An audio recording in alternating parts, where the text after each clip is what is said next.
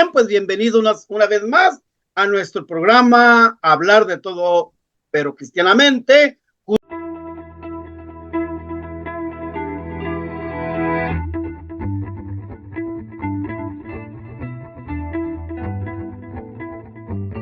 Junto con la red de Pedro, con el hermano Salvador Sandoval, el hermano Chavita, que durante estos 7 clases, hoy es la 7ª clase de Sagradas Escrituras, que durante todas estas 7 clases el Espíritu Santo realmente nos haya dado la fortaleza de entender sobre cómo nosotros podemos manejar las Sagradas Escrituras. Bueno, Chavita, una vez más, gracias por la gran oportunidad que me brindas de iluminar a nuestra gente, a tu plataforma de la red de Pedro, a mi plataforma de la red, perdón, de la Hablar de Todo, pero Cristianamente. Y ante todo, vamos a hacer una oración pidiendo al Espíritu Santo que se haga presente en cada uno de nosotros. En nombre del Padre, en el nombre del Hijo, en el nombre del Espíritu Santo. Amén. Ven, Espíritu Santo, llena los corazones de tus fieles y enciende ellos en el fuego de tu amor. Envía tu Espíritu y todo será criado y renovad la paz de la tierra. Oremos. Dios, que instruiste los corazones de tus fieles con la luz del Espíritu Santo, haz que apreciemos rectamente todas las cosas según el mismo Espíritu y gocemos siempre de su consolación. Por Jesucristo nuestro Señor. Amén. Bueno, Chavita, hoy vamos a ver algo muy importante en esta 7ª clase. A mejor no va a ser la última, tenemos que seguirle porque faltaron algunos elementos. Entonces, vamos a hablar hoy sobre los evangelios y los hechos de los apóstoles. Bien, pues tienes la palabra, tienes el micrófono. Háblanos sobre estos grandes 4 evangelios, los sinópticos, el evangelio de Juan y también de los hechos de los apóstoles. Yo sé que media hora es poquito, ¿verdad? Pero lo que podamos aprovechar, hay que aprovecharlo al máximo. Adelante, tienes toda la palabra. Gracias. Bueno, pues antes que nada, un gran y afectuoso saludo a todos los que nos escuchan, nos apoyan, nos bendicen, nuestros bienhechores, para poder continuar en la obra de Dios. Buenos días, buenas tardes, buenas noches. Padre, hay una pregunta muy interesante, no me la conteste porque puede caer, no me la conteste. ¿Cuántos evangelios hay? Y mucha gente dice, 4, no es cierto, nomás hay uno. El evangelio de Jesucristo es uno. La pregunta sería más clara si dijéramos, ¿cuántos evangelistas hay? Vamos a comenzar por el principio y en primer lugar, ¿qué es la palabra evangelio? Para poderla entender, hay un dicho que dice, ¿cómo podemos meter una idea grande en una cabeza pequeña? Por medio de comparaciones. La palabra evangelio se utilizaba cuando había una guerra fuera de una ciudad y se ganaba la guerra. Y lo que hacía es que uno de los heraldos del ejército, un soldado que habían ganado, él caminaba o corría hacia la ciudad para decirle a la gente que habían ganado la guerra. En el idioma griego es evangelium. Y llegaba y corriendo y decía evangelium, evangelium. O sea, muy buenas noticias. Buenas noticias, hemos ganado la batalla. Es la misma palabra que se utiliza para la Sagrada Escritura y definir la vida de Cristo. Yo les recomiendo, no tengo aquí mi Biblia, la tengo en el carro, pero yo les recomiendo y les sugiero, como les dije la vez pasada, de agarrar su Biblia, seleccionar los evangelios y marcarlos con un marcatexto o un marcador, agarrar el puñito y marcarlo para que sea más fácil encontrarlos. Para mí es la parte más importante de la Sagrada Escritura porque es la vida de Jesucristo. Si decimos que todo apunta hacia Cristo, aquí están los evangelios. Hay una perspectiva más interesante también, porque hay quien llega a compararlos de los maestros, unos decían que sí, otros que no, pero ellos decían que, ¿por qué 4 evangelistas? Y ahorita vamos a ver las diferencias de cada uno de ellos. En primer lugar, es como un tipo de accidente que hay en carretera o no sé, en la calle, y se juntan varios periódicos o varios noticieros, y cada uno da su versión diferente de los hechos que acontecieron. Entonces, cada evangelista es como un tipo de reportero. No lo puedo decir que es un reportero, porque ellos fueron testigos oculares, 2 de ellos, otros 2 no lo fueron escucharon la predicación y se entendía de esa manera. Bueno, Claro. pues vamos a comenzar compartiendo el... muy bien. Ok, vamos a empezar a compartir pantalla porque hay gente que aprende oyendo, hay gente que aprende leyendo, hay gente que aprende viendo imágenes. Una imagen habla más que 1000 palabras. Exactamente, Bueno, así es. pues en primer lugar tenemos la primera etapa es la vida de Jesús. Jesús mismo es el evangelio de Dios, es la buena noticia de Dios Padre. Y él mismo lo dice, que él ha sido enviado por el Padre en el evangelio de Juan y comparte esta buena nueva. Y esta es Jesús, yo le llamo Jesús la fuente, porque de él va a brotar toda la enseñanza que el Padre quiere decir. En la carta a los Hebreos, capítulo 1, verso 1, dice que antiguamente Dios nos habló por medio de los profetas. En el Nuevo Testamento, toda la enseñanza está en Jesucristo. Y yo me voy a atrever a decir que no hay, Dios no va a hablar más de lo que ya habló Jesucristo. Culme, centro de la enseñanza. Hay gente hoy en día, videntes, que llegan a decir cosas, pero si no va de acuerdo al Evangelio, algo está mal, algo está mal. Claro. Entonces, la primera etapa es la fuente que viene siendo Jesús. Y aquí lo encontramos. Jesús predica el reino de Dios y curiosamente brota una segunda etapa que viene siendo del año 30 al 65, que yo le llamaría la predicación oral apostólica. Aquí no había Biblia completa, nadie cargaba Biblia. Hoy en día muchas iglesias cargan su Biblia. No había eso, era una tradición oral. Es más, llegan a contar los santos padres o los padres apostólicos que los apóstoles visitaban las comunidades y se sentaban hacia un lado como si fuera una casa y se sentaban casi cerca de la pared, pero en la pared ponían la mesa y adelante de la mesa en el centro se ponía una silla o un sillón y el apóstol ya mayor o anciano se sentaba al frente y le empezaban a preguntar, oye, ¿cómo te fue con Jesús? ¿Qué hizo Jesús? Y ellos empezaban a platicar los hechos, las enseñanzas, los milagros de Jesús de una manera muy paternal, podríamos llamarlo así.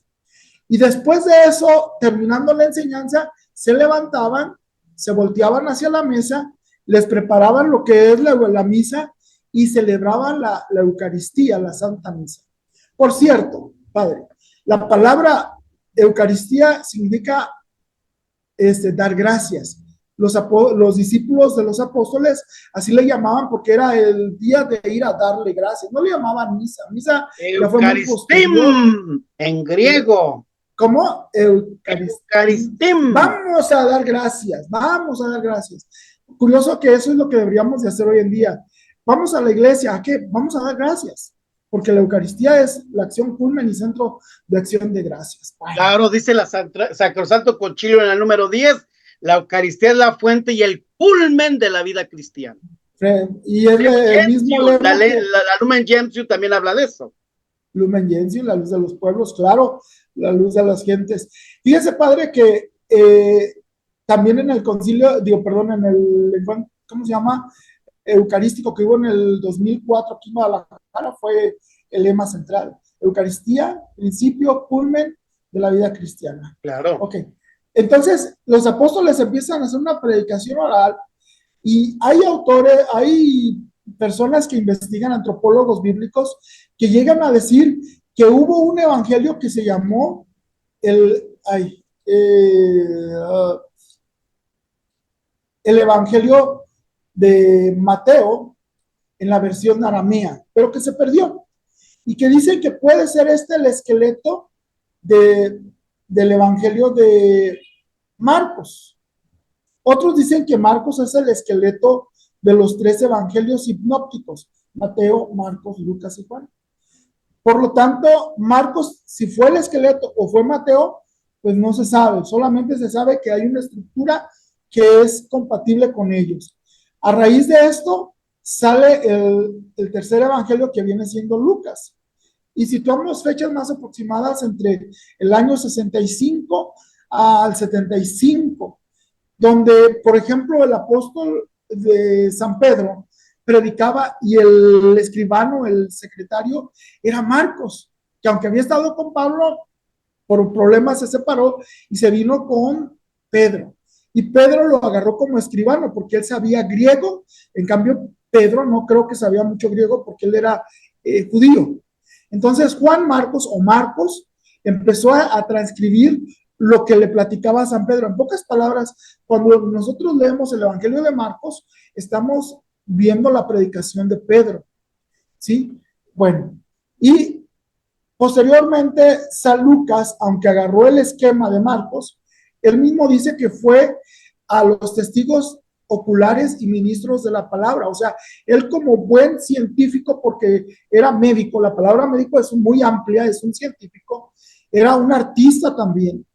Él se va directamente con las personas que habían sido testigos de los hechos, de los hechos de este evangelio.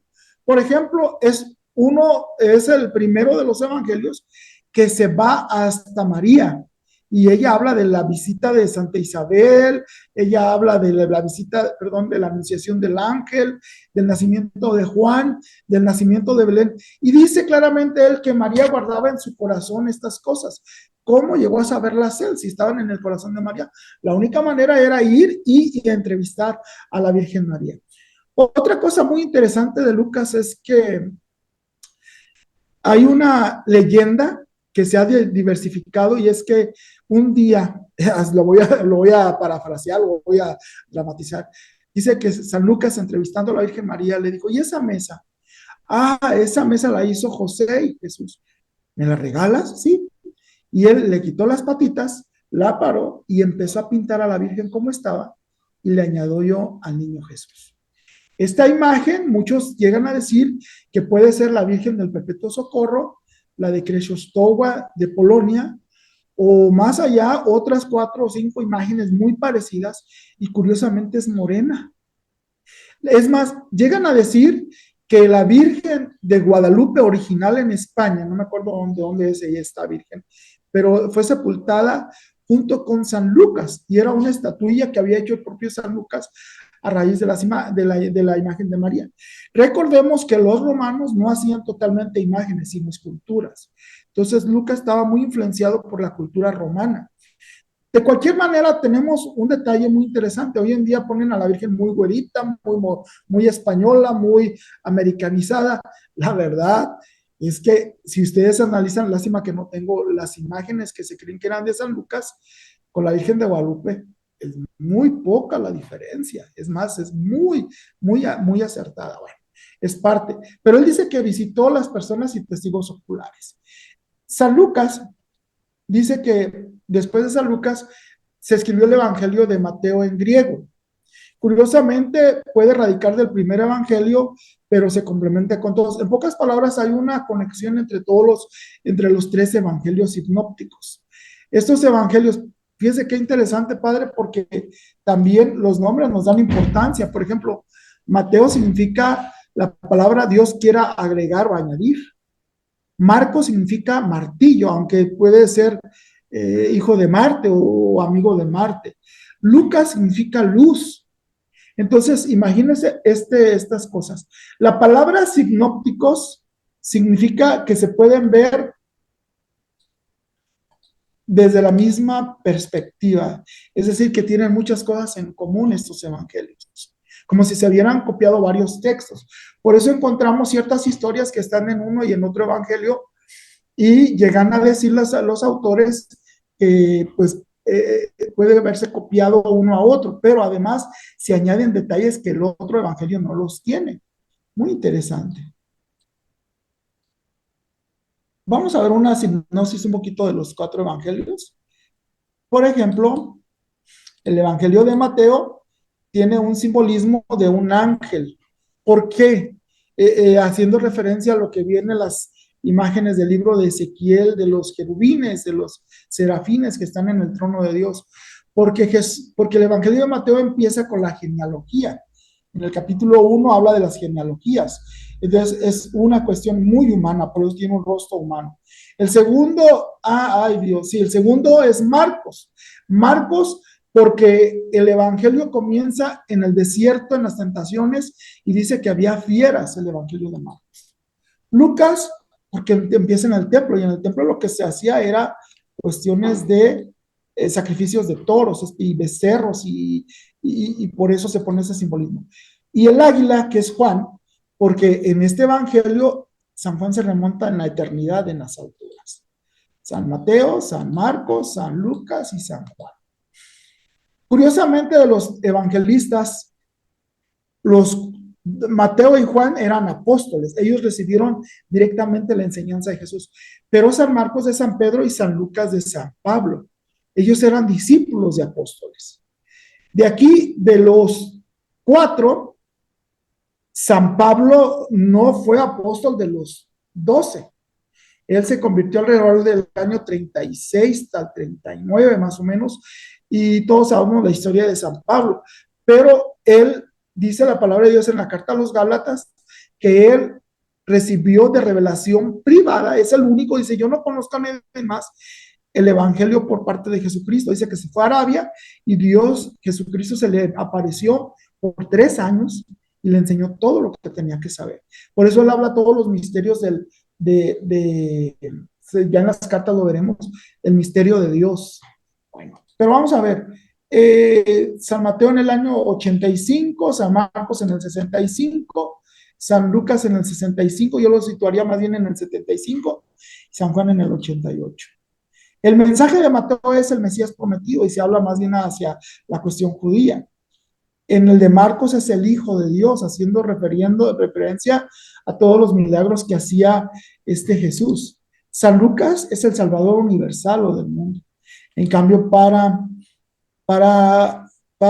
San Juan, no lo puse aquí, pero para San Juan viene siendo el Verbo, el Cordero, el Logos, una cosa muy, muy, muy elevada, es una cuestión teológica profunda. Voy a ponerme aquí arriba. ¿Sí? Para Mateo fue escrito especialmente para judíos, por eso él hace muchas referencias a citas bíblicas del Antiguo Testamento, especialmente al comienzo. Y para Marcos, para los griegos, por eso él trata de interpretar el arameo para que los griegos lo puedan entender. Hay palabras como efta, como talitakum, como slavak sabani, dando a entender qué significaba porque los griegos no entendían mucho el arameo. Para San Lucas fue los gentiles. En cambio, para San Juan fue para todos los cristianos, porque era como reafirmar la fe. Bueno. San Mateo trae 28 capítulos, Marcos 16, Lucas 24 y San Juan 21. Aquí tenemos Fíjate, Chavita, qué interesante estos evangelios, estos evangelistas, los escuchamos en el transcurso del ciclo litúrgico A, B y C. Tú ya lo habíamos comentado anteriormente cuando hablamos sobre esto, ¿verdad? Como sí. en estos 3 años, par impar, escuchamos los evangelistas, el evangelio de cada uno de los apóstoles, ¿verdad? Por eso siempre hay que poner atención cuando vamos a la Eucaristía, misa, la palabra de Dios, como tú dijiste en Hebreos, Dios habló a través de los profetas, pero hoy en el Nuevo Testamento, Dios habla a través de su Hijo Jesucristo, nuestro Señor, a través de estos grandes evangelistas, ¿no? Evangelizadores. Pero es importante que le demos realce a esto porque tiene gran connotación en estos tiempos que nosotros estamos viviendo, tiempos litúrgicos, ¿no? Sí. Fíjese, un comentario, acabo de dar una formación, me pidieron que le ayudara a un sacerdote para hablar sobre los ministros y yo le hacía un comentario a mis compañeros ministros, lo voy a hacer aquí, y especialmente para los que son ministros y les toca hacer la celebración de la palabra. Cuando el sacerdote proclama el evangelio, lo signa con el dedo pulgar, se santigua a él, y antes de eso hace una oración sacerdotal, que es el Señor esté con ustedes, lectura, okay. Esta parte los laicos no la podemos hacer. No debemos. ¿Por qué? porque aquí el sacerdote actúa en la persona de Cristo y el laico no está en la persona de Cristo. Cuando, si a ti te llega a tocar una celebración de la palabra, lo único que tienes que hacer es pararte ahí en donde vas a leer en el ambón el evangelio, y lo único que tienes que hacer es, hermanos, vamos a escuchar, vamos es en conjunto, a escuchar el santo evangelio según San Lucas, San Mateo, etcétera. No puede añadir ni quitar nada, no puede signar el evangelio, no puede hacer nada, y no puede besarlo tampoco.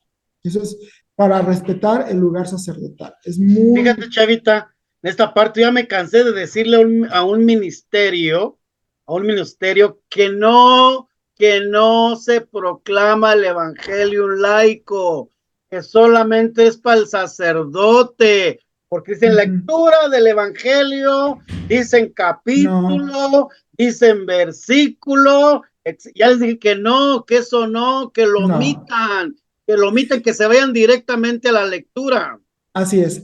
Eso se llaman rúbricas, es cierto, padre. Y las rúbricas están en forma cursiva o en color rojo. Eso no se les son notas para el que lo lee y para tener claro en algo. Es más, hay un renglón que viene en muchos misales en letra cursiva que es para agarrar la idea central al que va a dar la homilía, que es el sacerdote, o la reflexión al laico. El laico nunca va a dar homilía, nunca, porque él no está en la persona de Cristo.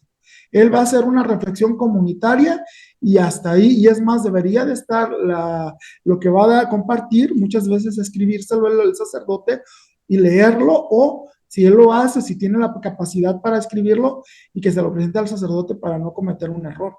Porque hay veces que cuando está de arriba uno, se cree con toda la autoridad y todo el derecho de la iglesia de exhortar, regañar, reprender, corregir, y no podemos, no somos el sacerdote. No, claro que no. ¿Verdad? Bueno, ese es uno. Ahorita decía usted el ciclo litúrgico, hay 3 ciclos litúrgicos, el primero es el A, que viene siendo Mateo, el B, que es Marcos, y el C, que es Lucas, y Juan se distribuye en los otros ciclos. Especialmente en Semana Santa se utiliza el Evangelio de Juan para el Viernes Santo. Entonces, aquí tenemos una cosa un poquito más desarrollado. Me voy a ir a la base de la estructura. Por ejemplo, ok, adelante. En el Evangelio de Mateo, la palabra más común es el reino de Dios. Curiosamente, el reino de los cielos. Cuando el evangelista Mateo, porque es judío, no puede usar el nombre de Dios, él va a utilizar la palabra el reino el reino de los cielos. O cuando dice, bienaventurados los pobres espíritus, porque de ellos es el reino de los cielos. Está hablando de que Dios está con ellos. ¿Por qué? Porque no va a pronunciar el nombre de Dios. Entonces, esta frase la utiliza mucho San Mateo, ¿sí? Y, por ejemplo, Marcos dice enseguida, y empezó a hacer eso, y luego enseguida hizo un milagro, o enseguida dio una enseñanza, o enseguida salió. En Lucas es hoy conmigo estarás en el paraíso, hoy voy a entrar a tu casa y voy a cenar contigo, hoy queda sano, etcétera. Es la palabra común que utiliza San Lucas. En cambio, San Juan utiliza la palabra el que cree, ¿sí? Dando referencia a la fe. Muy bien, la base estructural de Mateo son 5 discursos y la base es una comunidad. Es como una comunidad que vivía el cristianismo, se cree que era en Asiria, y ellos trabajaban con estos 5 discursos del evangelista San Mateo. San Marcos tiene 18 milagros, y hay muchos símbolos mesiánicos interesantes, y hay veces que hay que entenderlo desde esa perspectiva. San Lucas es todo el evangelio habla como un itinerario de viaje, que sale hacia Jerusalén y iba camino a Jerusalén. En cambio, San Juan utiliza 7 días, es como una semana, y al día siguiente o 6 días antes de la Pascua, utiliza mucho las fechas para dar a entender que es una semana mística. Una cosa más, los evangelios muchas de las veces no tienen un orden cronológico. Y hay veces, como la Biblia no tiene una cuestión muy científica, puede tener detalles, pero no es el objetivo ese. Y hay veces que la gente patina ahí. ¿Por qué no es histórica? Porque los evangelios se escribieron en reversa. Eso me lo enseñó un maestro que estudió en Jerusalén, el padre Juanito Rábago, fray Juanito Rábago, Dios lo bendiga, yo ya murió. Y él decía que el evangelio se escribió a partir del hecho más importante de Jesús, que fue la resurrección. Y de ahí los mismos discípulos empezaron a escarbar todos los dichos, hechos, milagros de Jesús hacia atrás. Por eso Papías, un obispo de los escritos primitivos, llega a decir que el evangelio de Mateo y de Lucas no tiene el principio que empezaban desde el bautismo y que fueron catequesis añadidas posteriores, pero no significa que no son inspirados, al contrario, están inspirados por Dios. Por otro lado, aquí encontramos los idiomas. El apóstol Mateo se cree que lo escribió en arameo el primer tiempo y luego en griego. Marcos, pues lo hace en un griego, pero traduce las cuestiones arameas. San Pablo en griego y San Lucas. San Juan lo escribió en un griego muy sencillo, que se llama el griego koine. Ok, este es un poquito del griego que podríamos entenderlo. No tiene espacios, no hay puntos, por eso hay veces que los escritores no entienden muchas veces, muy borroso. Hay una palabra ahorita que me acordé, no lo vamos a ver más adelante, en Apocalipsis capítulo 1, verso 5, donde por una sigma, por un punto que casi no se ve o se ve, en unos escritos está, en otros no está, dice, ¿nos lavó o nos liberó? Ese es el enigma de estos textos.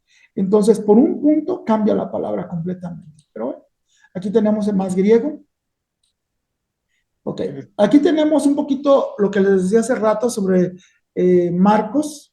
Bueno, San Mateo utiliza 60 citas bíblicas del Antiguo Testamento para referirse a Jesús, pero Marcos utiliza alrededor de 18 milagros sobre Jesús.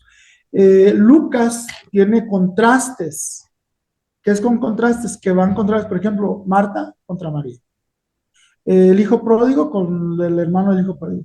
Lázaro y el rico. Fariseo, publicano. Saqueo y el jefe de los publicanos.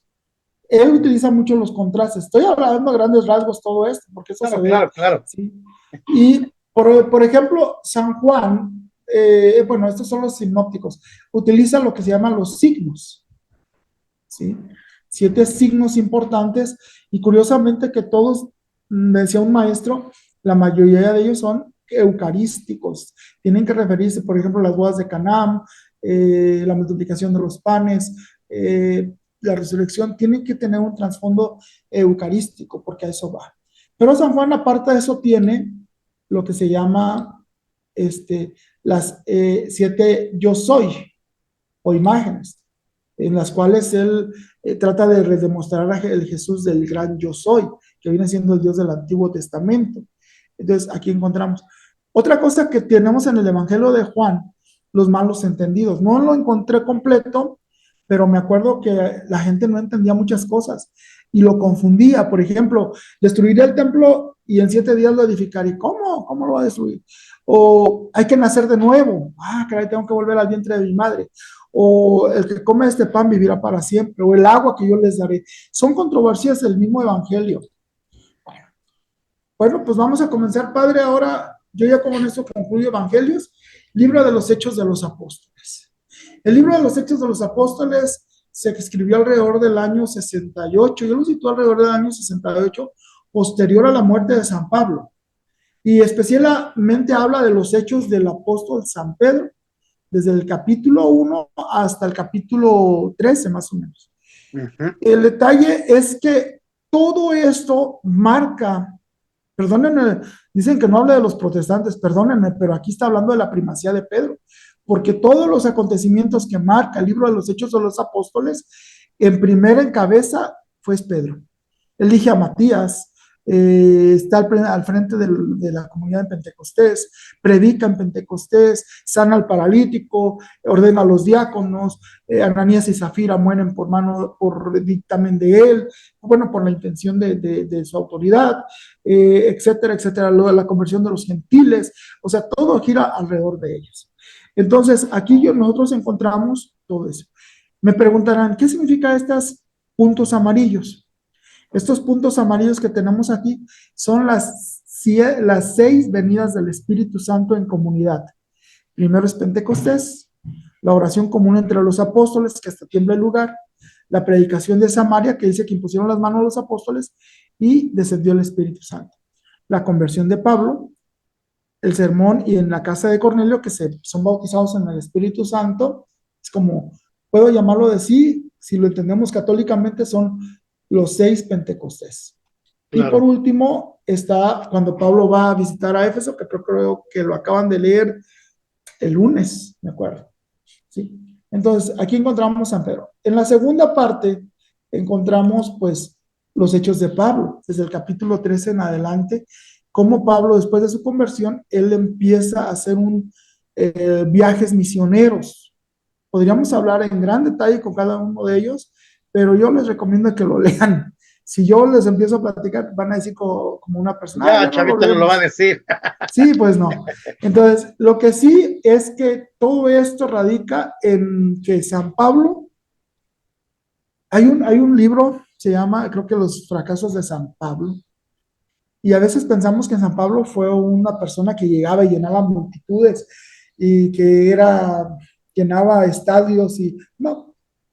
La verdad, en cierta manera, fue una persona perseverante y sus frutos de su perseverancia fueron mucho después. Sí, había 2, 3 personas que se convertían en cada ciudad y empezaban a hacer comunidades, pero él formaba discípulos y esos discípulos a su vez transformaban esas ciudades o comunidades. Priscila y Aquila, Epafrodito, Tito, varios de ellos. Yo les digo, no se desmoralicen cuando evangelicen. Hay veces me ha tocado hermanos que me dicen, ay, es que hicimos un retiro y más eran 4. No te preocupes, Dios los llamó a ellos, por algo los llamó. Entonces, yo sugiero que lo lean, que vean a este hombre que en cierta manera tenía muchas cosas, padre, para renunciar a su ministerio. Claro. Había naufragado, lo azotaron 3 veces con los 40 azotes, en cárceles, tumultos, lo apedrearon varias veces, una lo dieron ya por muerto, y aún así este hombre seguía porque él sabía quién lo había llamado y él sabía hasta dónde tenía que llegar. Lo encerraron, lo encarcelaron. ¿Y qué pasó? Él siguió escribiendo, lo vamos a ver en la siguiente clase. Él empezó a mandar cartas de recomendación. Una vez un hermano que estuvo conmigo en una comunidad de oración, donde alabábamos a Dios, teníamos guitarra, bajo, batería y todo esto en Estados Unidos, me llega a decir un día, ay hermano, ¿cómo añoro esos tiempos? ¿De qué? Le dije, es que había mucha alabanza y muy bonito. Mira, y yo me acuerdo que le dije, San Pablo no tenía ni ministerio de música en la cárcel, ni animadores de asamblea, y él estaba feliz. Entonces, yo pienso que el Espíritu Santo ahí lo tienes. Brótalo, que brote. Y ya próximamente lo vamos a vivir, Chavita, tú más que yo. Padre, usted es un San Pablo en la cárcel. No, también. Soy un San Pablo en 4 paredes, de 4 por 4. Bendito sea Dios, pero como decía San Pablo, de aquí al mundo, ¿verdad? Dice Pablo en la carta a los romanos, bueno, ya me adelanté un poquito, dice que desde Italia, ¿cómo? No me acuerdo de qué ciudad decía él, de ahí hasta Roma he llenado de la palabra de Dios, del Evangelio. Lidia, creo, no me acuerdo el nombre de la ciudad, pero es al final del capítulo 16 de la carta a los romanos. Ella, o sea, era un evangelizador nato. Envidia me da porque me gustaría, y no por buscar una gloria humana, sino simple y sencillamente por cumplir. Un verdadero evangelizador, padre, no busca frutos. No. Busca compartirle la enseñanza. Así es, claro. Fíjate, Chavita, que los hechos de los apóstoles se lo añaden o se lo dan a San Lucas. Así es. San Lucas es el escritor de los hechos de los apóstoles o las actas que se recogieron después de la resurrección, de la ascensión del Señor a los cielos, ¿verdad? Pues ahí habla sobre las 4 comunidades, Jerusalén, Antioquía, etcétera, etcétera, de cómo se van formando las comunidades, de cómo ponían todo en común, es decir, estaban en la fracción en los Hechos de los Apóstoles, ya se habla sobre la Eucaristía, el memorial, la pasión y la muerte que Jesucristo nuestro Señor hizo. Por eso hay un documento de la Didache.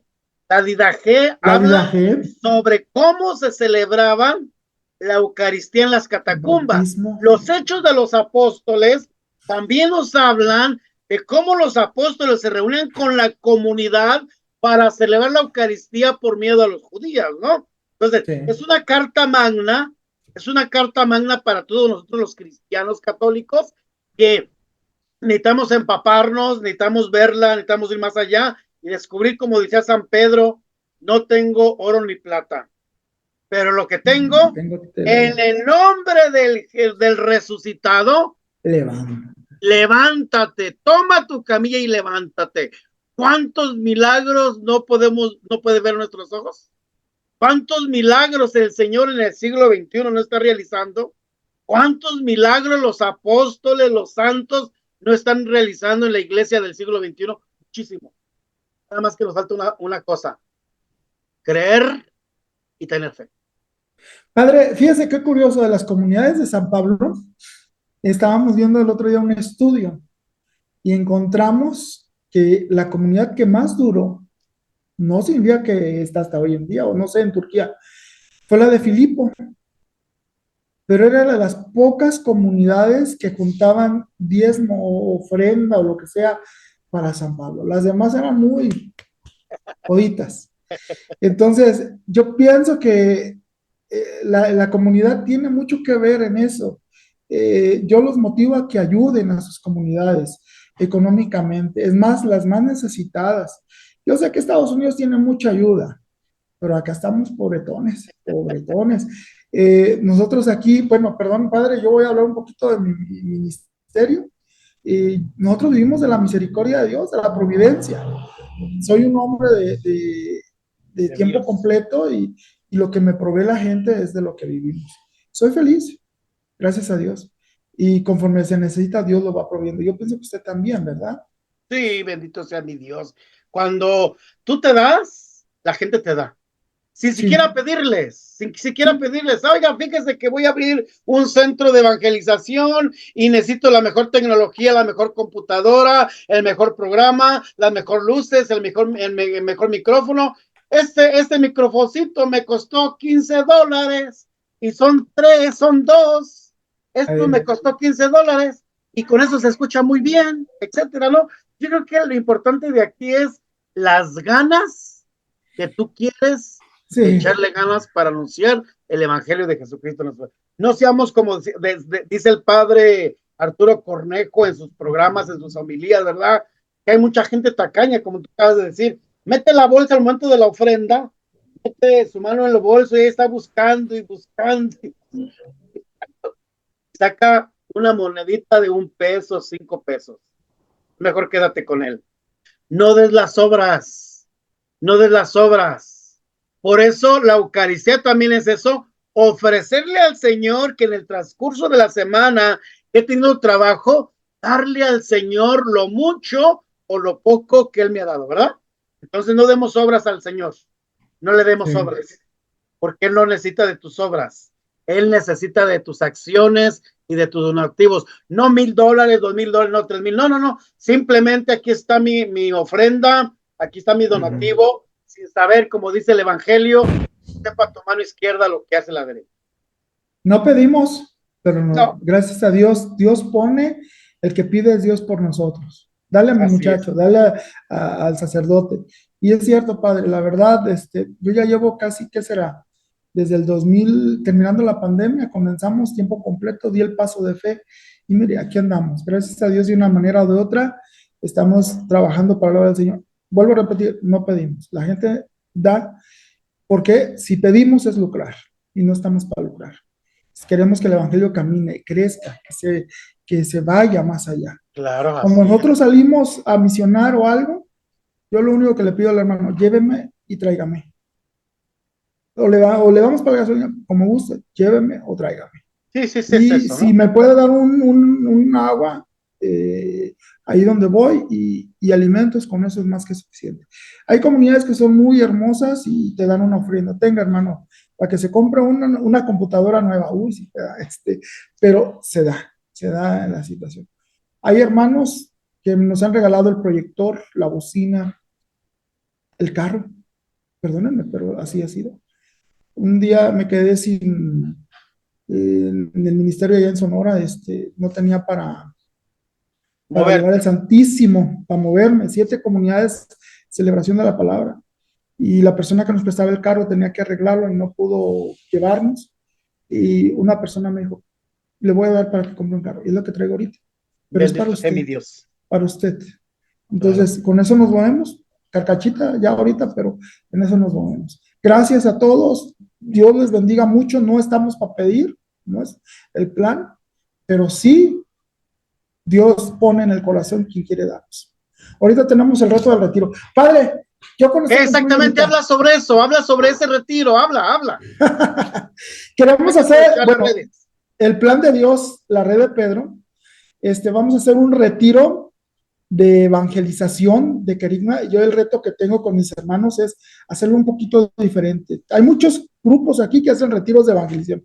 Queremos hacerlo un poco diferente, profundizar con más escrituras y con alabanza y todo. Y queremos, va a ser el 28, 29 y 30 de junio, aquí en la parroquia de San Miguel. Estamos tratando, no, el lugar no está adecuado, no hay varias cosas que necesitamos. Estamos caminando por fe. Eso sí se lo digo, estamos caminando por fe. Somos 7 hermanos que estamos trabajando para ese retiro. Sí, se les pide una cuota muy mínima, pero yo sé que gente no la va a poder dar. ¿Tienes el flyer en la computadora para que lo presentes?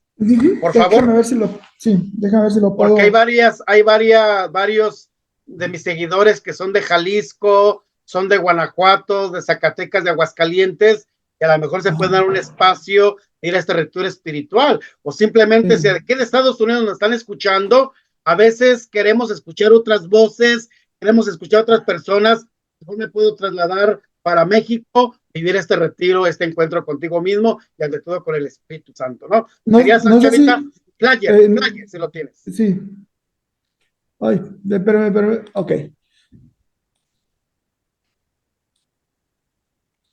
Ahí está. Este es. Muy bien, como lo digo. Léalo, por favor, Chavita. ¿Mande? Lee, por favor, el flyer para que la gente lo entienda. Muy bien. Ok. Si has probado a todo, prueba la vida en Jesús. Mis problemas tendrán solución, soy adicto, no tengo fuerzas para vivir, quiero cambiar, lo que hago no resulta, a nadie le importo, bla, bla.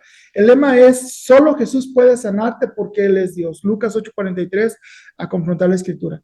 Retiro de iniciación, seminario de vida en el Espíritu, espiritualidad carismática, 28, 29 y 30 de junio del 2024. Estudio bíblico, oración, alabanza con gozo. Viene un ministerio de alabanza acá del aeropuerto, desde la parroquia San Francisco, viernes a las 7, costo de recuperación son 100 pesos, como le dije es mínimo, ropa para sábado y domingo, termina el domingo en la misa de 1, y aquí está la comunidad de la red de Pedro, parroquia San Miguel Arcángel, fraccionamiento Hacienda Santa Fe, y está mi teléfono 33 24 97 99 62. En caso de que vayan de otros lados, de otras ciudades, ¿va a haber hospedaje para ellos? Buscamos hospedaje, sobran hermanos aquí que quieran ayudarnos. El padre Fernando nos facilita el Santísimo para tener una capilla aparte, para no interferir con la celebración de la misa. Okay. Y casi siempre se hace en la cochera de él, en la casa de él, está encerrado todo. Lo que sí, el detalle, estamos tratando de improvisar para dormir ahí. Entonces, en el mismo salón, en otro salón, voy a pedir a la ayuda a Adoración Nocturna que nos facilite las colchonetas. Pues ya no sería cuestión de una sábana, una cobijita, aunque con este calor no creo. Con este calor no. Sí. Pues ahí está, mis queridísimos seguidores del YouTube, de la plataforma de la red de Pedro, y hablar de todo cristianamente, ¿verdad? Yo les invito, si estás interesado por vivir este retiro espiritual carismático, ánimo, apúntate. Son las maneras, las formas que nosotros sacerdotes, que nosotros laicos, personas comprometidas que ofrecemos. Son herramientas. ¿Las quieres tomar? Sí. Va a depender de ti ante todo, ¿no? Entonces, Chavita, Sí. Gracias, una vez padre, más te agradezco. por este espacio. Te agradezco Sí. la oportunidad. Gracias. Ya sabes, conmigo cuenta, porque somos los mismos, ¿verdad? Somos los mismos. Y si somos los mismos, entonces anunciamos al mismo, que es el Padre, que es el Hijo y que es el Espíritu Santo. Y por supuesto, una mujer bellísima que se llama María. Amén. Nuestra Madre Santísima. Bueno, pues Padre, aventamos la red y claro. hablando cristianamente. Hoy que hay que hacer un programa así, aventamos la red y hablamos. Bueno, ya lo estamos haciendo, ¿verdad? Sí. Bueno, Chavita, te agradezco esta gran oportunidad que me brindas una vez más y que Dios nos bendiga abundantemente.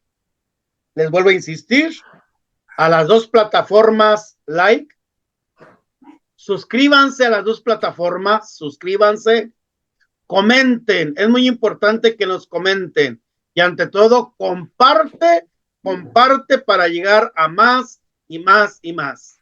Su amigo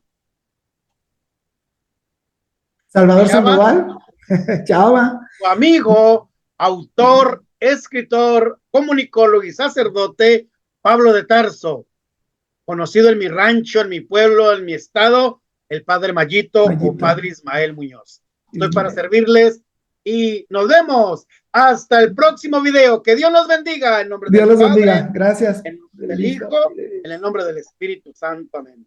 Chavita, Dios los bendiga. Gracias, gracias, Padre. A usted. Bye. Bendiciones. Bendiciones.